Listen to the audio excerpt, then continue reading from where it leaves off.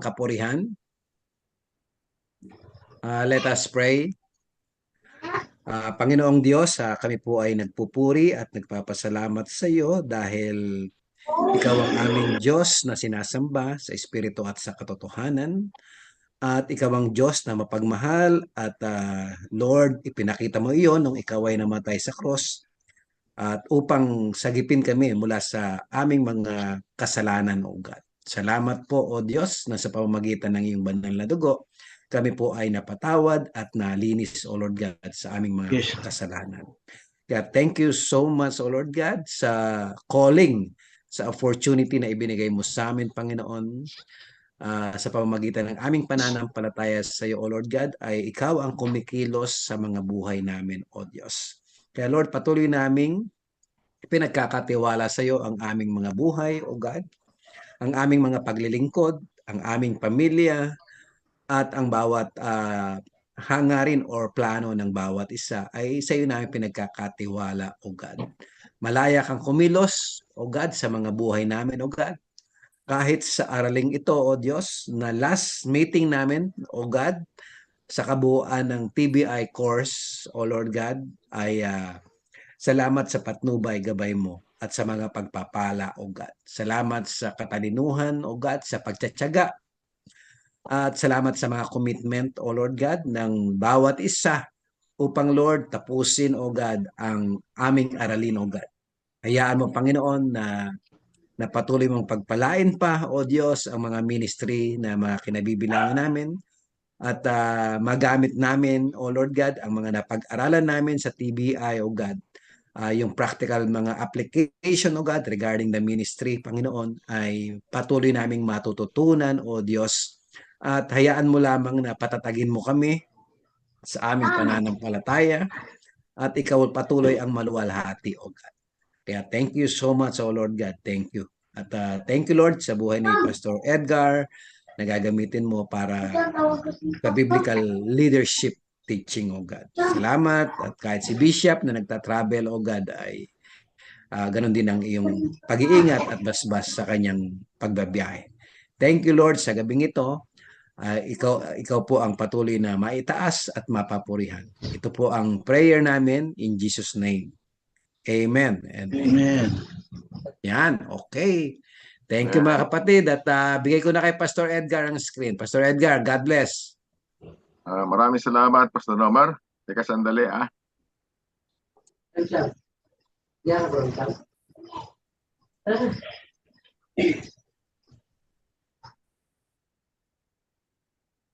Ayan, nakita natin. Magandang gabi po sa inyong lahat. Yan, okay na, Pastor. Nakita na. Nakita natin? Okay. Yes, yes. So, sa ngayon, ay nasa session 5 tayo, dito sa huli. At topic number 11 and 12. Ito ay ang the wisest investment you'll ever make ay ang pag-mentor ng leader, pag-produce ng leader. Yan, at ang topic number 12 ay ang measuring your leadership growth. Ito ay personal. Doon sa mga mga leader na merong mini-mentor ang mga future leaders. Amen. So,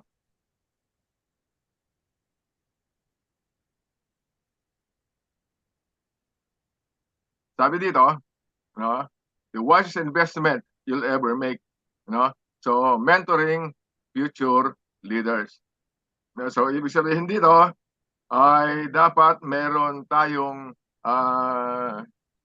pinoproduce o hinuhubog na isang tao na maging leader. At ang tawag doon ay future leaders at ang proseso ay tinatawag na mentoring. Yan. At ang sabi dito, Jesus our Lord was and is the ultimate mentor. Ibig sabihin ng mentor, para siyang teacher, kaya lang is more on personal. Hindi ko naman hindi pwede sabihin na one-on-one dahil pwede rin namang dalawa yung mini-mentor mo. So ibig sabihin hindi one-on-one yon. So ibig sabihin personal yon. At ganun ang ginawa ni Jesus nung siya ay nandito sa kanyang mga disciple. No, kung napansin natin sa Bible, ay paminsan-minsan nagtuturo siya sa multitudes. Pero kadalasan ay tinuturuan niya yung kanyang mga disciples. No? Doon siya nag-concentrate. No? He did everything a mentor can do to enable the disciples to flourish in their personal lives and ministry. So, nung mini-mentor ni Jesus ang mga disciples, ay hindi lang sa ministry, although yun ang first and foremost, pati na ang personal lives nila. Kasi nga, ang isang leader, ang Christian leader, ay kailangan nakikita rin sa kanilang personal lives, ang pagka-leader nila at ang pagka-Christian nila. Amen?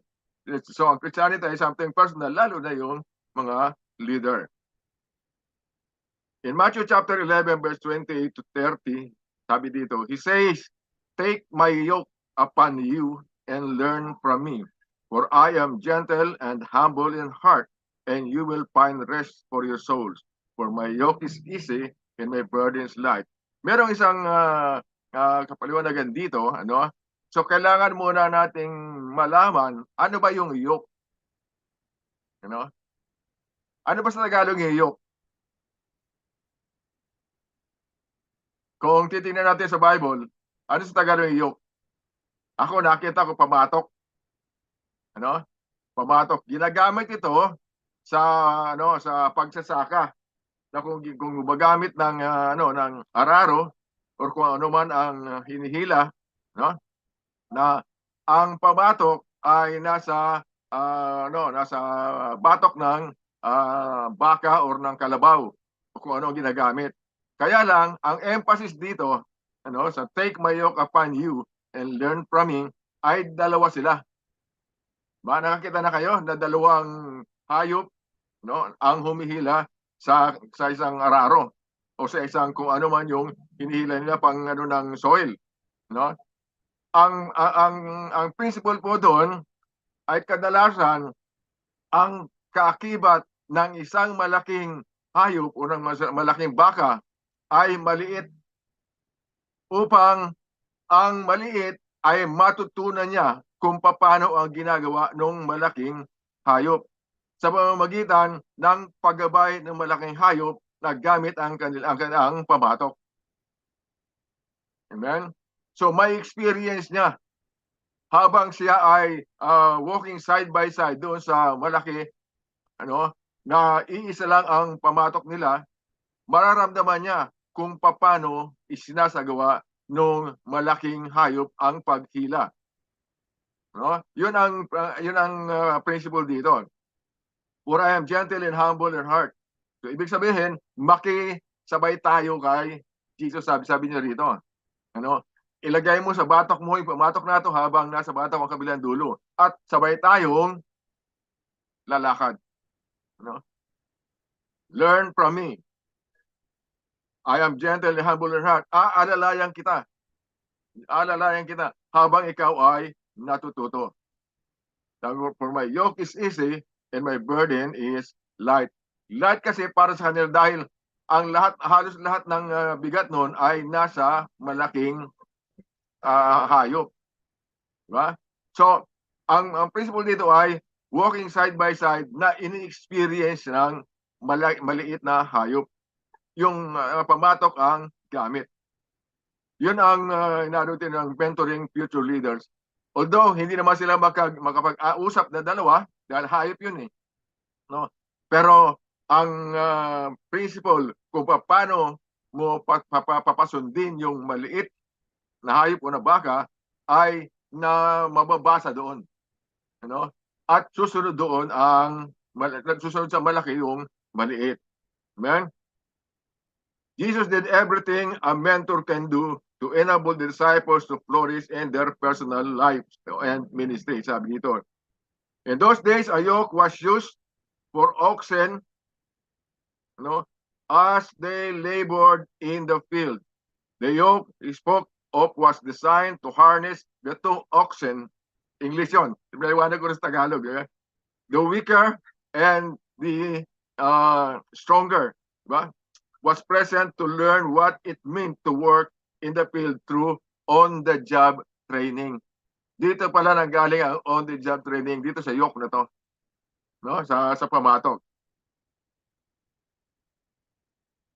The wisest investment of a leader is mentoring future leaders. No? Imagine niyo na lang kung tayo mga leaders, wala tayong dinidisciple o mini-mentor na future leader ng church, ano mangyayari? No? Eh, katulad namin, sabi ni Pastor Rin kanina, katulad namin, senior citizen na kami. No? At medyo, umabot na kami ng almost 10 years as senior citizen. Almost lang naman. Di ba? So, kailangan merong kaming dapat i-mentor. Ano? At ang tawag doon sa mini-mentor ay mentee. Ano? What is mentoring? Mentoring is a relational experience in which one person empowers another by sharing God-given resources. Christian tayo, di ba? God-given resources. So habang tinuturuan natin, yung mentor natin, ay kailangan muna magkaroon tayo ng personal relationship sa kanya para to sa sa pamatok, At ang tao na yon ay sisharean mo ng mga experiences mo, ng mga nalalaman mo, At kung paano mo nakuha yung dati upang ibigay naman sa kanya. Ang principle dito uli ay hindi ka po pwedeng magbigay kung wala ka nun, kung wala ka natanggap dati. Ibig sabihin nun, may natanggap ka dati, kaya ngayon isi-share mo. At habang nag-share ka, hindi nawawala yung disciple or pagtuturo. So ito ay pagtuturo at pagkasagawa. Amen? What is empowerment? Empowerment is the act of giving one's power to others so they can serve effectively. Ibig sabihin ito, ino-authorize mo siya. Siyempre, wala pa siyang power, di ba? Pero ikaw as a leader ay may power na. Amen? So, ang empowerment ay isi-share mo sa kanya ang some of your powers, para magamit na niya habang siya ay mini-mentor mo. On-the-job training nga, OJT. Pero minsan ay bibigyan mo siya ng authority para may isagawa niya yung gusto niyang gawin. Pero nakabantay ka. Hindi mo pa siya pwedeng pakawalaan na siya na ang gagawa nun. Kailangan nakabantay ka at lagi kang nakatutok. So yun ang empowerment. So ibig sabihin, kung wala tayong power, wala tayong kapangyarihan as a leader, hindi tayo pwede mag-empower. Diba? So, but I believe doon sa mga leaders ng church, ay meron silang power at pwede nating i-share yung power na yon doon sa mentor natin. Kasi sabi nga dito, the wisest investment, yun ang magiging investment natin para sa future ng church. To produce a leader or to mentor a future leader. Amen? So then, he appointed 12 that they might be with him, that might send them out to preach. So ganito ang nangyari. Look at sa Mark 3:14. Then he appointed 12. Alam naman natin yon, na tinawag niya yung 12. Although kasama dyan si Judas pa, that they might be with him. So habang tinuturuan niya, hindi po katulad ng kung nakikita niyo kung sa Bible, hindi po katulad ng school ang ginawa ni Jesus. Na pagkatapos turuan, alis. Tapos babalik uli. Dito hindi. Si Jesus talaga may personal relationship sa kanyang mga disciple. Halos araw-araw magkakasama sila. No? So habang sinasagawa ni Jesus ang kanyang ministry, ay nakikita ng mga disciples niya. At habang namang isinasagawa ay nagtuturo si Jesus. No? So dito makikita mo that he might send them. So ibig sabihin, bibigyan ng some of his power doon sa mga disciple that he might send them out to preach. No? Kailangan mabibigyan ng authority. So, ganun po ang mentoring. Sabi dito, leaders become great not because of their power, but because of their ability to empower others. Amen? Hindi dahil sa ikaw maging great, hindi dahil sa may pakapangyarihan ka, pero ikaw maging great kung meron kang abilidad na i-empower mo ang iba base doon sa power na nasa iyo. Amen? Leadership and commitment. O, dito, gusto mo na ipauna, na ang pag sinabi pong commitment, hindi po easy going yan. Hindi po smooth sailing yan. Pag smooth sailing, walang commitment. Kahit na magsalita tayo ng committed ka, kung smooth sailing ang ministry, kung smooth sailing ang buhay, wala pong commitment doon. Makikita mo ang commitment kung merong hindrance, kung merong sagabal, kung merong problema. Doon lalabas ang tinatawag na commitment. No? So ito, leadership and commitment. Ibig sabihin, merong kakaharaping problema. Merong kakaharaping mga hindrances. Kaya kailangan ang commitment. Amen? What are three essential commitments that must be present in a leader or a mentor? So, sa mentor to, no? 1. A leader must be committed to a person or a mentee. So, kailangan maging committed ka doon sa tinuturuan mo, sa mentee, doon sa empower mo to be the next leader. Right?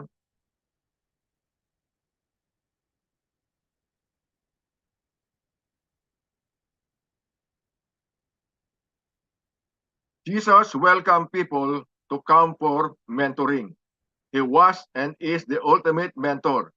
He developed imperfect human to become effective leaders. No? So, ang lahat naman na nakasama ni Jesus noon ay imperfect sila. Kahit na ngayon, tayo. No? He was the ultimate mentor. He developed imperfect humans to become effective leaders. So, a leader must be committed to a person or a mentee. Jesus did everything a mentor can do to enable the disciples to flourish in their personal lives and ministry. Ginagawa kanina. Number 2, a leader must be committed to a process. So, tingnan natin, person, process, at ang number 3, a leader must be committed to a purpose. So, makikita natin dito na ang character ng tao na mini-mentor mo, ay hindi mo naman talaga kabisado. No? Hindi mo talaga siya 100% kilala. So darating sa punto na medyo may makikita ka negative sa kanya. So kung committed ka sa kanya, kahit na anong makita mo sa kanya na negativity, ay magpapatuloy ka pa rin sa kanya. Ngayon, ang proseso na sinusunod nyo na galing sa Bible, sa pag-mentor ni Jesus sa kanyang mga disciple, kahit na merong kahirapan, kahit na minsan umaabot tayo sa pagkakataon na parang hindi na pwedeng ipagpatuloy. Ngunit dahil committed ka, ay hindi ka aalis doon sa proseso, sa pag-mentor ng mini-mentor mo, o ng mentee, ng person. Ngayon, ang number 3 doon ay a leader must be committed to a purpose. Ngayon, ang purpose na yan ay kailangan maging future leader yung mentee. No?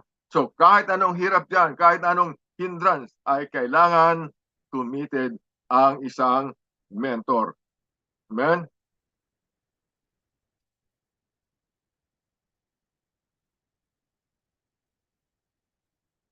So, our mentee must sense our commitment to them as a people. Ngayon, itong person na to, kailangan makita naman niya, na committed tayo sa kanya. Di ba? Na kahit na alam naman niya na may pagkukulang siya, pero hindi mo siya titigilan. Dahil committed ka eh. Ngayon, may papakita mo yan kung talagang nandoon yung love mo sa kanya. No? At ang interest mo ay to be to the best interest for him. No? You are committed as a person. Ang sa process, there will be ups and downs. Sabi ko kanina, yung mga may hindrances through the person you meet with your main team. We must step back and see the process they are in and step required for growth. Understanding the big picture for their life, we must be discerning. No? So kailangan ay panghawakan talaga natin ang proseso para sa tao na to. No? Tapos, ang committed to a purpose, our final commitment must be to the end result. We must determine that we will help them get where they are to be, or to the goal that has been mutually set. Just as God completed the work He has begun in us, doon sa Philippians 1:6, we must see the finished product inside our mentees and fulfill our commitment to them. We must be diligent. No? So, ang purpose lagi ang nasa isip natin. Yung po ang essential commitments na dapat ang meron tayo as a leader now for our mentee, for the future leader of the church. What are the gifts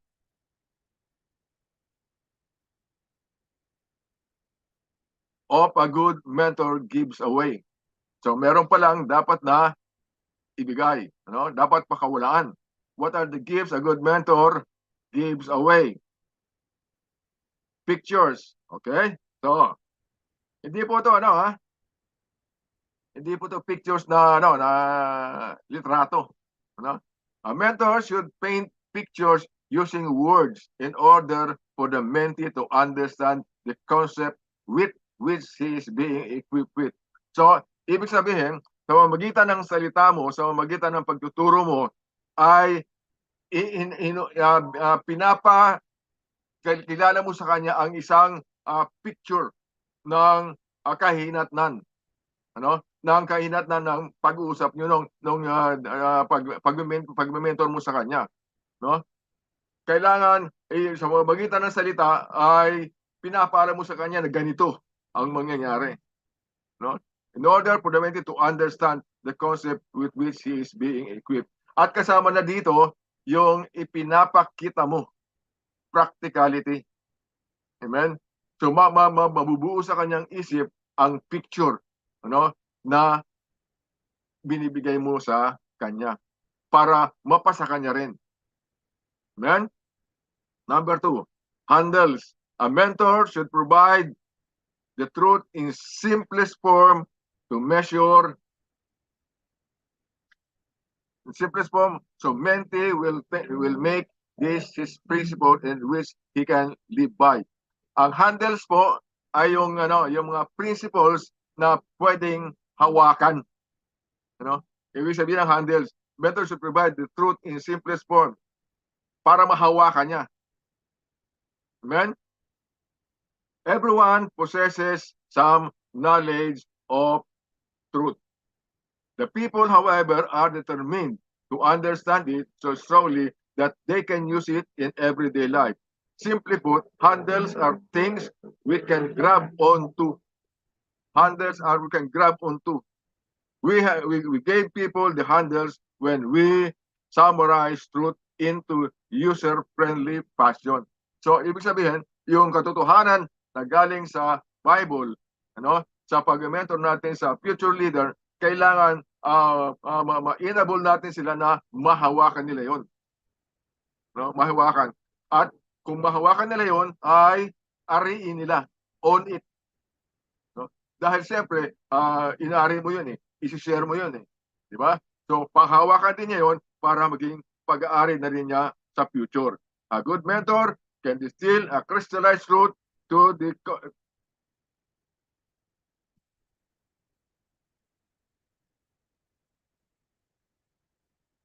Sadali lang.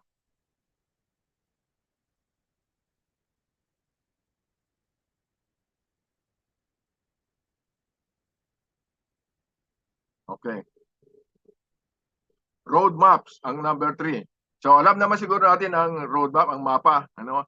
Pag sinabi nating mapa, ano, ay kailangan masundan, no?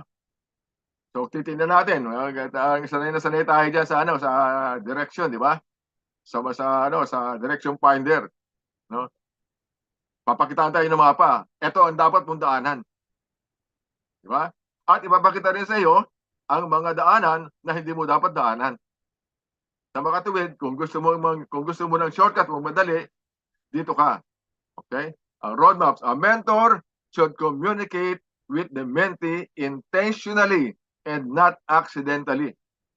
Intentionally and not accidentally. The spiritual roadmap help people not only to see the right road, but also its relation to all other roads. No? So kailangan pakitaan mo siya ng ganito dapat ang mangyari. Ganito dapat ang lalakaran mo. Ganito dapat ang gagawin mo action diyan. No? Maaring pwede rin to, pero ito ang pinaka magandang daanan mo diyan. Ito ang pinakamagandang gawin mo. So, ang mga gift na pwede nating ibigay ay ang pictures, no, ng future niya para ma-picture niya sa kanyang mind. Ang handles, mga principles na galing sa Bible na pwede niyang panghawakan, at alam niya na ginawa mo na rin, na pinahawakan mo rin, na binibigay mo lang sa kanya. Number 3 is roadmaps, ano? Ang daanan, no? Kung paano niya isinagawa yung kanyang ministry at paano rin isasagawa ng mentee ang kanyang ministry. Maaaring makikita na ito pwede dito. Pwede yan, pero ito ang pinakamagandang daanan dyan. Ito ang pinakamagandang proseso. Amen? So, roadmaps. Number 4, laboratories. No? Shortcutin na lang ito, lab. No? Ano bang nasa isip natin pag lab? Ano ginagawa ron? No?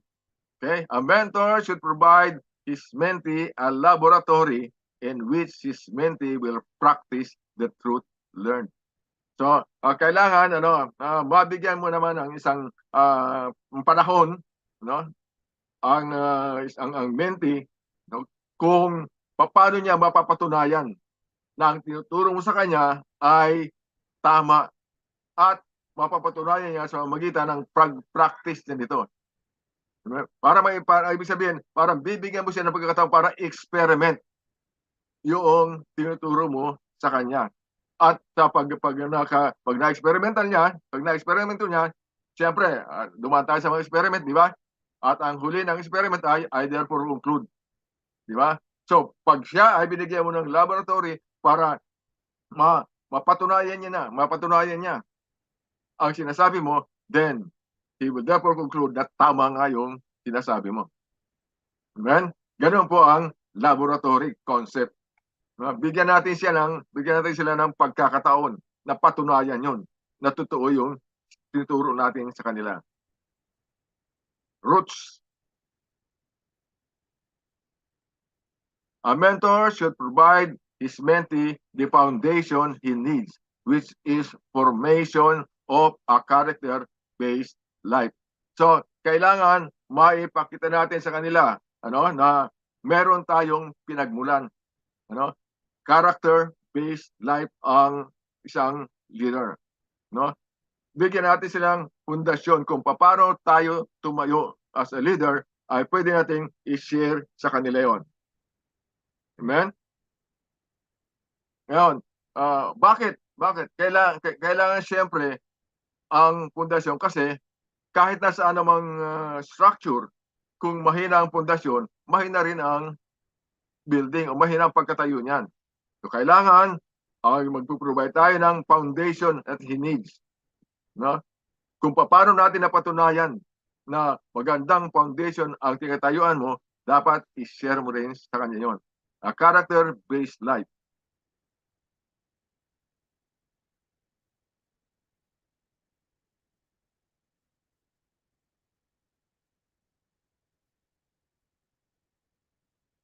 One of the most crucial goals a mentor ought to have for their mentee is to give them roots and wings. This popular phrase describes everyone's need for foundation to be laid as well as the freedom to soar and to broaden their horizon. The foundation we must help to lay in our mentee involves the construction of a character-based life versus an emotional-based life. Huwag natin silang daanin sa emotion, character. They should live us possess strong conviction they can live by, as the self-esteem to stand behind those convictions. The deeper the roots, the taller the tree can grow and more durable that the tree during the storm. Kasi dito sa roots, dito ma-describe kung gaano katibay yon dumating man ang bagyo. Amen? So, wings. The final word picture that describes what the mentor provides for mentee is wings. We give someone wings when we enable them to think big and expect big things from God and themselves. Sabi dito, a mentor should enable his mentee to think big and expect big things from God and themselves. Para ma-encourage natin sila, na ang kailangan ay laging ang nasa puso mo tayo sa isip mo ay tatanggap ka ng malaking pagpapala sa Panginoon, being a leader. Ibig sabihin, hindi naman talaga pagpapalang material or kadalasan spiritual, at ang kinakailangan mo upang ikaw ay maging effective leader. At kung paano mo tatanggapin yon, ay kailangan ipakita mo rin na ikaw ay capable na tatanggap doon sa blessing na yon for yourself. Amen? Consequently, it's as important to teach those mentees how to ask the question how much as how to obtain the answer. Amen? So kailangan ay makita natin na tayo ay capable ng mga big something from God, para magamit natin sa ating being a leader.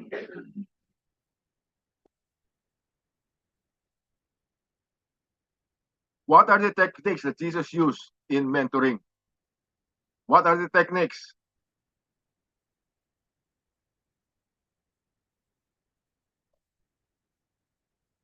Instruction. Una, he taught and instruct them verbally. Ang instruction kasi, alam naman yan, very practical yan. Ang instruction ay verbally. Salita lang, salita yung instruction. Kahit na bigyan tayo ng halimbawa isang set ng instruction na nakasulat, ay galing muna yan sa kanilang pagsasalita. Sinulat lang. Pero Jesus ay he instructed them verbally. So magitan ng salita, pinarinig niya. Amen?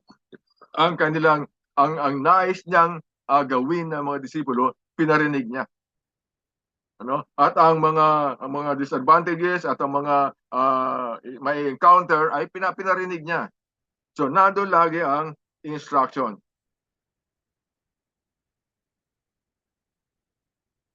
Number 2, demonstration.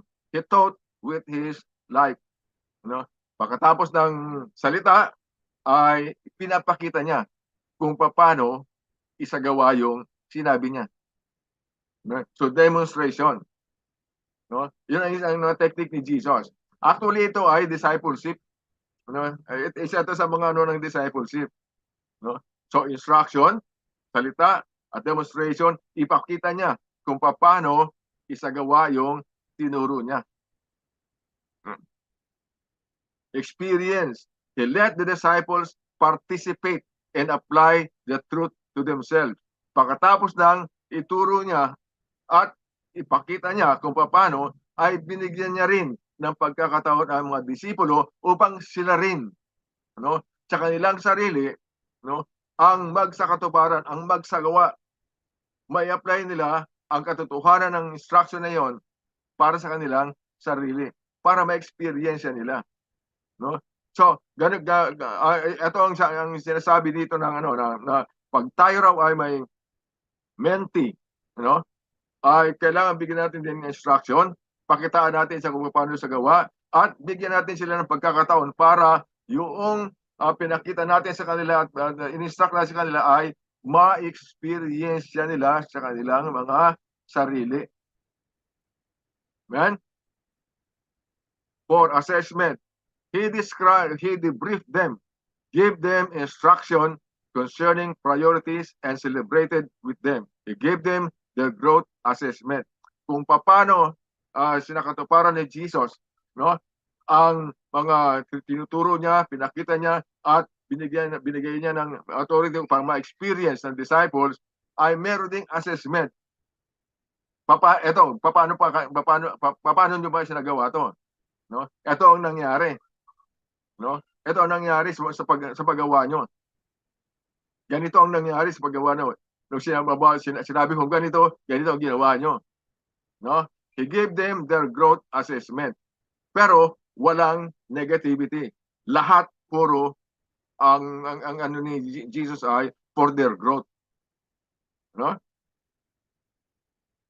Okay. Sabi dito, contrast of shepherding, equipping, and developing. The shepherding, ang emphasis ay ang care. Sa equipping ay training for ministry. At doon sa developing, ang emphasis ay training for personal growth. No?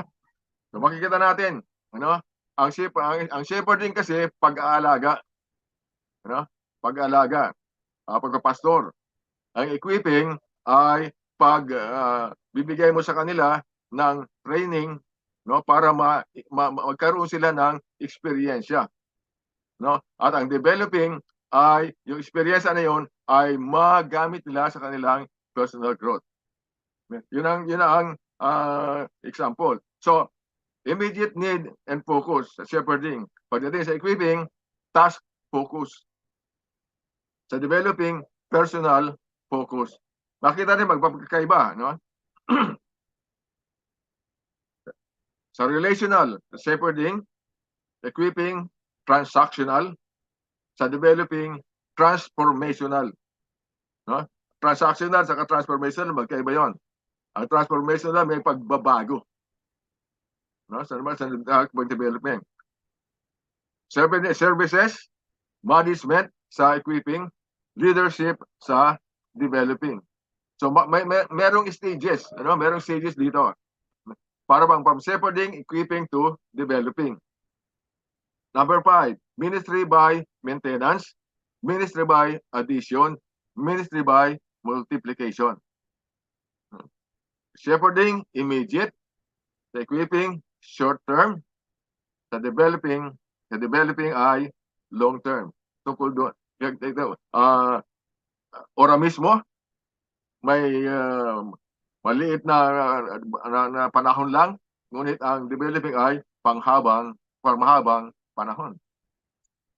The shepherding, feeling better, no? Unleashing, sa equipping, at ang developing ay empowering. Makita mo ang stages, ha? ng isang tao. Number 8, shepherding is availability. Sa equipping ay teaching. Sa developing ay mentoring. So magagaling yan sa available ng isang tao, handa siya magpaturo, at handa siyang magpa-mentor. Okay? Focus on nurture sa shepherding, focus on specific ministry, focus on specific leader sa developing. Sa curriculum, shepherding, no curriculum. Sa equipping, set a curriculum.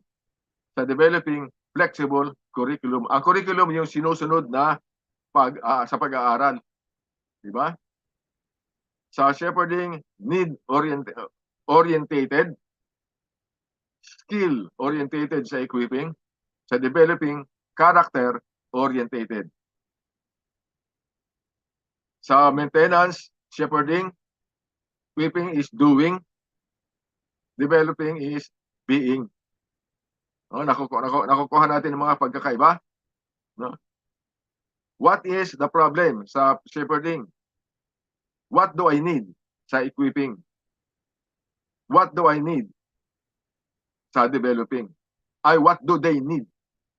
Do they need? Na matatransfer sa kanila, hindi na sa'yo. Pag doon sa developing. Sa shepherding, problem-focused. Sa equipping, purpose-focused. Sa developing, person-focused. No? They began to walk doon sa shepherding. They'll walk the first mile doon sa equipping. They'll walk the second mile sa developing. Merong progress. Sabi ko sa iyo, di ba? Sa isang mentis, sa isang tao, no? Sa equipping, ganyan. Shepherding, equipping sa developing. Amen? So, yun ang 15. What are the central qualities that healthy, effective, lasting leaders possess? No? What are the central qualities? Tayo pala ay nasa no? Sa pangalawang topic na tayo. Ano? The measuring na ng leadership growth. What are the central qualities that healthy, effective, lasting leaders possess? Okay, tingnan natin. Character, compassion, courage, competency, conviction, commitment, charisma. No? So ito mga central qualities. No? Okay. This list of characteristics is timeless and universal. No? Mula nung araw hanggang ngayon, epektibo pa yan. At ina-apply yan sa kawan maparoon. No? Yan mga central qualities, ano, ng isang leader. Medyo di ba? Medyo parang mabigat, di ba? Pero kung naituro yan ni Jesus, madali lang yan. Amen? Hindi na kailangan tayo maghirap. Kailangan lang natin magpaturo. It will measure your leadership qualities. Okay? Ngayon, it will measure leadership qualities sa character. May measure nun ang leadership quality natin. Gaano tayo compassionate? Meron ba tayong courage? Competent ba tayo? Yung conviction natin, lagi pa nakikita. Ang commitment natin, nandiyan pa. Yung charisma. Susunod, ipapaliwanag to. Amen? So, ito, central qualities that healthy, effective, lasting leaders possess. Character. Ano ba ang nakapaloob dito? Strong character enables leaders to possess integrity, to earn trust, to gain respect, to experience consistency, and to communicate credibility. Yan ang character. Kadalasan, pag sa mga practical na bagay, no? Pag sinabi na may character yung leader nyo, ano kaya character yun? Pero sa leadership ng isang church, ang character ay nandito. Ang purpose ang strong character, no, ay to enable the leaders to possess integrity, to earn trust, to gain respect, to experience consistency, and to communicate credibility. No? Yun ang pinapahiwatig ng isang sa character ng central quality ng isang leader. Ito ay healthy, effective, and long and lasting. No? Number two, character. Oh, hindi pa. Character is the sum total of 4 ingredients in the leader's life: personal identity, emotional security, ethics and values, self-discipline. Yun ang character mo. Ngayon, kung i-assess natin personally, yung character natin, no? Base natin dito sa personal identity, no? Ang pagkakilala sa iyo, emotional security, ethics and values na pinangahawakan natin, self-discipline, no? Nasa atin. Kung meron tayo nito, strong ang character natin. At kung strong ang character natin, it will enable us to possess integrity, to earn trust, to gain respect, to experience consistency, and communicate credibility. Character is the foundation we build our leaders upon. When we have this foundation in place, we can move on to building necessary qualities. Kailangan muna ang character ng isang leader bago siya makapag-create o makapag-produce ng may character ding leader. Diba? Kung meron tayong foundation na ganito, we can move on to building necessary qualities. Number two, compassion. Ano bang compassion? Sabi dito, medyo may pagkaawa, maawain. No? While the issue of character deals with the world's perception of a leader, compassion deals with the leader's perception of others in the world. No? Para sa iba. No? Para sa iba. Itong character na ito ay kung ano ang nararamdaman mo para sa iba. Leader's perception of others in the world. Compassion is a virtue that takes seriously the reality of other person. Kung ano ba siya ang katotohanan niya, no? Paano ba siya tatanggapin? Their inner lives, their emotions, as well as their external circumstances. No? Kailangan tanggap mo lahat 'yon. Amen? The reality of other person. Yun ang compassion. Ibig sabihin, compassionate. Courage. One's character has been developed to include compassion for others. It takes courage to implement change. So, nado na nga yung character, na-develop na yung character, at nado na rin yung compassion for others. No? Ang kailangan mo lang para may isagawa yun, para may pagbabago ay ang courage. Having courage means facing fears and taking stands. Kailangan harapin mo yung kung ano man ang kinakatakot mo. Ano? Pero kailangan tumayo ka. Amen? It means acting brave when we don't really feel brave. Kahit na sa akala mo hindi ka matapang, pero haharapin mo yung problema na yon na may katapangan. No? Acting brave, may katapangan. Na hindi ka naman talaga matapang. Yan ang courage. Amen? Competency. Being competent. A leader of character must be capable of convincing followers that he or she is competent enough to get the job done.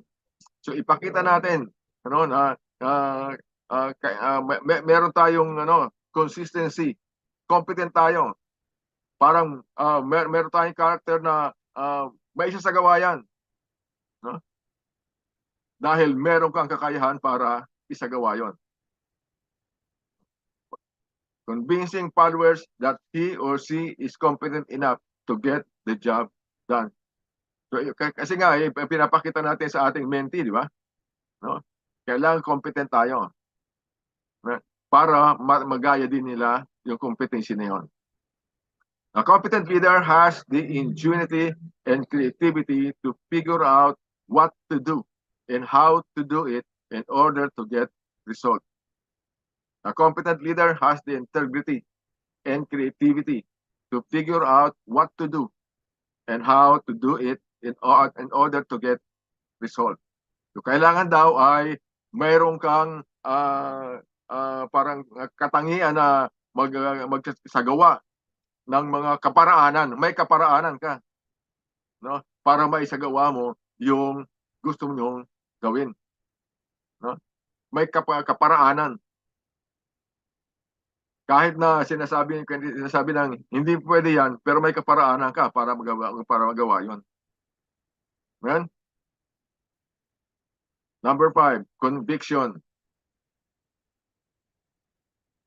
A conviction is a strong belief that so govern your decisions that you are willing to die for it.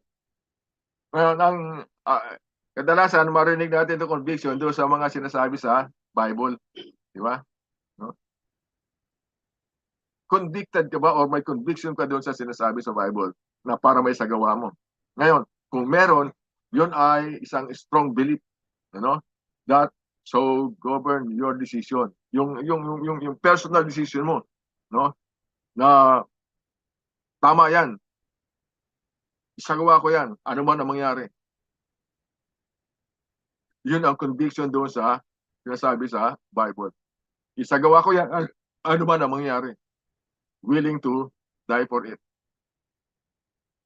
Convictions usually revolve around a values a leader embrace. Ano ba yung mga sense of values natin? No? Doon makita yon. Kahit na nga yung halimbawa nag-aaral tayo sa Biblia, di ba?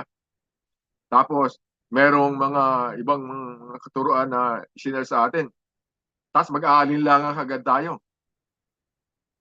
Di ba? Wala tayong conviction. No? Kailangan panghawakan natin yon. Usually revolve around the values of a leader embrace. No? Commitment. Ito, sinabi ko kanina, conviction goes hand in hand with another important principle, commitment. So ang conviction pala ay kailangan laging may kaakibat na commitment. Commitment is needed most when a leader encounters routine obstacles or unsettling failures. Diba na sabi ko kanina na hindi mo pwedeng masabi na committed ka o may commitment ka kapag smooth sailing lang ang takbo. No? Ang commitment ay doon sa mga pagkakataon na nakaka-encounter tayo ng mga obstacles. Nakaka-encounter tayo ng mga problema, mga setbacks, unsettling failures. Ang katangian para tayo magpatuloy ay commitment. Amen? So, ang conviction, kung meron tayong conviction, kailangan ang commitment para isagawa yon. Dahil medyo may kahirapan ngayon. Pag dumating ang problema, kung wala tayong commitment, atras tayo. Pero dahil sa may commitment tayo, magpapatuloy tayo. Amen? Charisma. The final leadership characteristics, charisma, enables leaders to accomplish more. Charisma, plainly stated, is the ability to draw people to you. No? Meron sa ngayon, ang mga ginagamit nilang terminology dyan ay influencer. Di ba? Iusap ngayon. Pero sa Bible is charisma yan. Actually, galing yan sa Holy Spirit, charismata. Di ba? Charisma plainly stated is the ability to draw people to you. Para meron kang ability na mapaniwala mo ang tao doon sa tinuturo mo sa kanya. At the same time ay pinapakita mo kung paano siya gawa yun. Katulad ng kanina, ang tawag doon ay charisma. No? Kung gaano ka actually yung mga effective na conversationalist, no? Ang tawag doon ay charisma. No? Kung marami kang na papaniwala, minsan kasi ang charisma nagagamit yan negatively. No? Ang magaling kung may charisma ay ginagamit ni Satan yan para mapaniwala niya ang mga tao, pero pagdating ng pagkakataon, mali pala yon, napaniwala niya lang. Pero ang charisma, base sa Word of God, ay laging positive ang pupuntahan. Walang lokohan dyan. Amen? So, dahil nga sa ability to draw people to you, di ba? Ito lang pagkakataon na the ability to draw people to you. Dalawang ibig sabihin yan, negatively and positively. Pero ang charisma, na nasa Word of God ay laging positive ang resulta. Amen? When it comes to charisma, the bottom line is others-mindedness. Other-mindedness. Leaders who think about others and their concerns before thinking of themselves exhibit charisma. Ito rin ang pinaka-effective na paggamit ng charisma. Kung tayo, ang iniisip natin ay ang kapakanan ng iba. Tayo being leader, ang kapakanan ng mentee natin ang iniisip natin. Bago natin isipin ang para sa sarili natin. Yun daw ang nagpapakita ng charisma. This is the one quality that will draw others to you more than anything. No? Totoo naman yon. Kapag lagi kang concerned sa tao, minsan nga yung kandidato, di ba? Dito sa Pilipinas, may malapit na may SK, di ba? Yung barangay. Wala akong hilig sa makinig sa mga ganyan. Pero maraming naaakit sa salita, di ba? Ng mga kandidato. Di ba? Nakukuha nila yung boto ng tao. Pero hindi nakuha ng tao ang ninanais nila makuha galing sa kandidato. Di ba? So, naandun yung salita, pero ang pag-iisip na para sa iba ang kanyang gagawin ay wala doon. Amen? Ang bottom line para sa kanya lang. So, hindi charisma yun. Amen? Concerns yung others, think about others and their concerns before thinking of themselves exhibit charisma. This is the one quality that will draw others to you more than anything. Amen? Central qualities that healthy, effective, lasting leaders possess, character, compassion, courage, competency, conviction, commitment, charisma. Tayo, pwede natin i-assess ang sarili natin dyan. Pwede natin i-assess. Assessment. Review your evaluation. Out of these 7 qualities, which are your strongest? Personal, di ba? Application. Which do you need to work on? Alin pa ba ang pwede nating i-improve? So dito sa mga karakter na to, kailangan i-assess natin ang ating sarili. At kung meron tayong makita na, meron ako nito, pero ito, kunti lang ako nito. So i-work out ko to. Alin man dyan sa 7 na yan. Amen? Measuring leaders' quality. Amen? So yan po, nagtatapos ang ating pag-aaral ngayon. Now on to the King Eternal, immortal, invisible, the only wise God, the honor and glory forever and ever. Amen. Glory to God. Amen. Pastor Nomer? Thank you, Pastor Edgar. Yes. Yan, okay. Mga kapatid, ano muna tayo? Picture muna tayo. Pwede nyo mapaki-open yung camera nyo.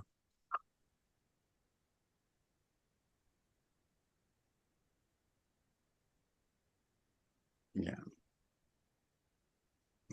TG Simbrino, is Lira, is Leslie, Paki-open yung camera para Leslie, yan, is Leslie. Okay. Sige, ready? 1, 2, 3. Thank you. okay. Yan, Okay. okay. Thank you at Maraming salamat, pray mga muna kapatid. tayo. Ah, Pray muna tayo bago tayo mag-exam. Ha? Lord, thank you so much for the knowledge, Lord, all the information about biblical leadership, O God. Salamat dahil you are the perfect example of a good biblical leader, O God. You are no other than the Lord Jesus Christ. At Lord, you know all things, Panginoon. Alam mo ang aming pagpasok, ang aming paglabas, O Lord God. Alam mo, kilala mo ang bawat isa sa amin, O God. Kaya Lord, you will be the one, O God, na mag-i-empower sa lahat ng mga leaders, O God, ng TGSIM. At hayaan mo na ikaw ang mag-glorify, O God, sa lahat ng aming pong mga pinaplano at mga ginagawa. Lord, gabayan mo kami parate, O Diyos, at ipaalala mo sa amin kung sino yung perfect model ng biblical leader, Panginoon. Kaya marami pong salamat at for the anointing, for the empowerment, O God, maraming salamat. Yeah. Be all the glory to you sa exam na mangyayari, Panginoon. Hiling namin ang iyong patnubay, O Lord God. Ang katalinuhan mo ang siyang sumaamin, Panginoon. At masagutan namin ng tama, O Lord God, ang lahat ng mga questions, O Lord God, sa examination. Kaya thank you, Lord. Be all the glory to you. In Jesus' name, amen and amen. amen. Amen. Praise God. Sige, Pwede na. Pwede na mag-start.